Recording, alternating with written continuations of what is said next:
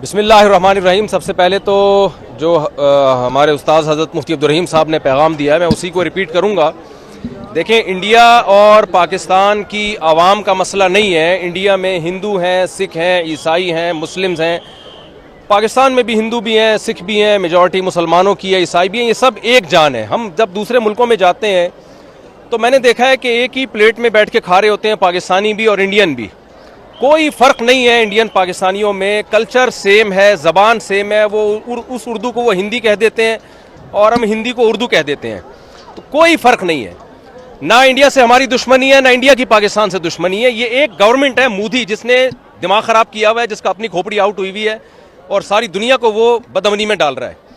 तो इंडियन को भी चाहिए, पाकिस्तानियों को भी चाहिए, एक इंसान को काबू में लाएं आप। एक की खोपड़ी को सेट कर देंगे, पूरी दुनिया में अमन हो जाएगा। उसकी खोपड़ी ख़राब हो गई है।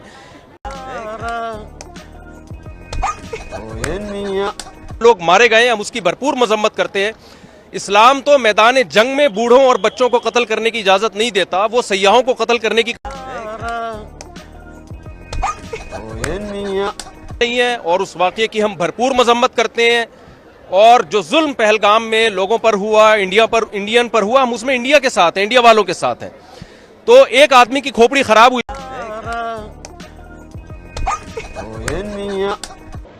मैं यूं कर दूंगा, मैं यूं कर दूंगा, झूठा इल्जाम हमारे ऊपर डाल दिया, आप सबूत भी दिए। भाई, अगर आपका ख्याल है कि पाकिस्तान ने ये काम किया है तो आप एक तीसरे मुल्क को सालिस बनाएं। जब भी दो में झगड़ा होता है, तीसरा सालिसी का किरदार पहला तो मैं पैगाम दूंगा कि मसला इंडिया पाकिस्तान का या वहां की आवाम का नहीं है। मसला एक मोदी हुकूमत का है जिसका दिमाग खराब हो गया है। तो अब चूंकि वो जंग की धमकियां दे रहा है तो हमारी अखलाकी दीनी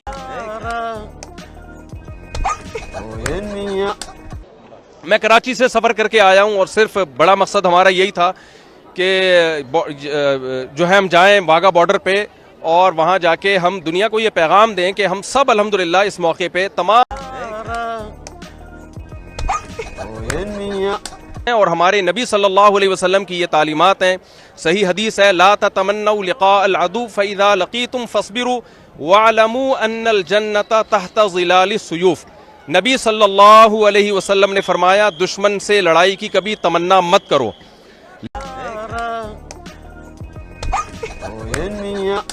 के साए में रखिए। तो भाई, मुसलमानों को तो जन्नत में जाने का मेरा ख्याल है वैसे ही बहुत शौक है। तो ये तो शॉर्टकट हमारा जिहाद जन्नत में जाने का मुख्तसर तरीन शॉर्टकट रास्ता है। तो हम जंग की तमन्ना नहीं रखते, लेकिन अगर मोदी को शौक है लड़ने का तो आजमा ले। तो इंशाअल्लाह हम पूरा मुल्क हमारा फौज के साथ है और मुंह तोड़ जवाब देंगे।